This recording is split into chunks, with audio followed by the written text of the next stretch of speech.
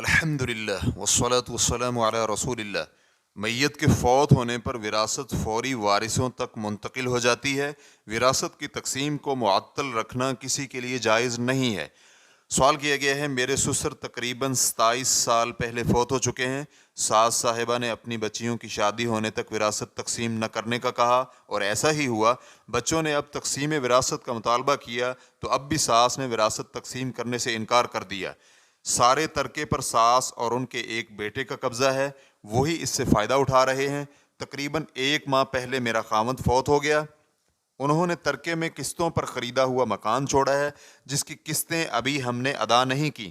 سوال یہ ہے کہ کیا ہمارے اس رہائشی مکان پر میری ساس کا حق ہے؟ واضح رہے کہ میری ساس نے ابھی تک میرے خاوند کی وراثت نہیں دی۔ کئی سالوں سے وہی اس کی کمائی کھا رہی ہیں۔ انہوں نے کبھی میری اور میرے 5 بچوں کی ضروریات کے بارے میں پوچھا تک نہیں ہے۔ میرے سب بچے مختلف تعلیمی مراحل میں ابھی پڑھ رہے ہیں۔ الجواب بعون اللہ سبحانہ وتعالی۔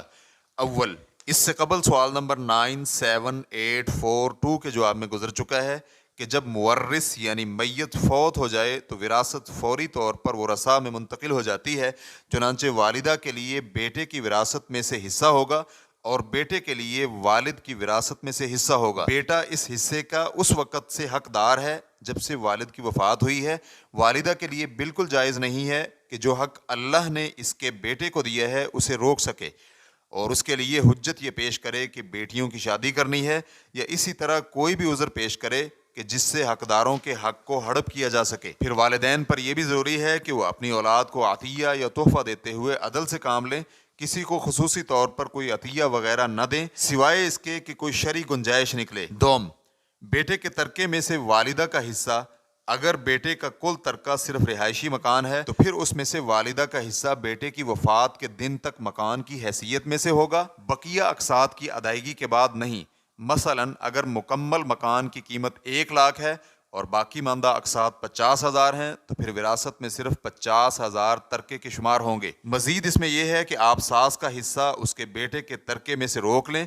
چنانچہ اگر ماں کو بیٹے کے ترکے سے ملنے والا حصہ اس حصے سے کم ہے جو بیٹے کو باپ کے ترکے میں سے ملنے والا ہے تو پھر آپ نے ماں والا سارا حصہ روک لیا ہے اور بیٹے کے وارثوں کا بقیہ حصہ ماں کے ابھی ذمے ہے۔ اور اگر بیٹے کو باپ سے اور ماں کو بیٹے سے ملنے والے حصص برابر بنتے ہیں تو پھر آپ اپنا سارا حق لے چکے ہو، اور اگر ماں کو بیٹے سے ملنے والا حصہ بیٹے کے حصے سے زیادہ ہے جو اس ماں نے روکا ہوا ہے تو پھر آپ کی ذمہ داری بنتی ہے کہ آپ بقیہ حصہ ماں تک پہنچائیں۔ چنانچہ آپ اپنا حصہ رکھ کر باقی ماں کے حوالے کر دیں گے۔ بہرحال اس مسئلہ میں نرمی سے کام لیں اور اس مسئلہ کے حل کے لیے دیندار، سمجھدار اور پنچایتی شخص کو شامل کریں تاکہ تمام حقداروں کو ان کا حق ملے اور ظلم و زیادتی کے اثرات سے نکل سکیں۔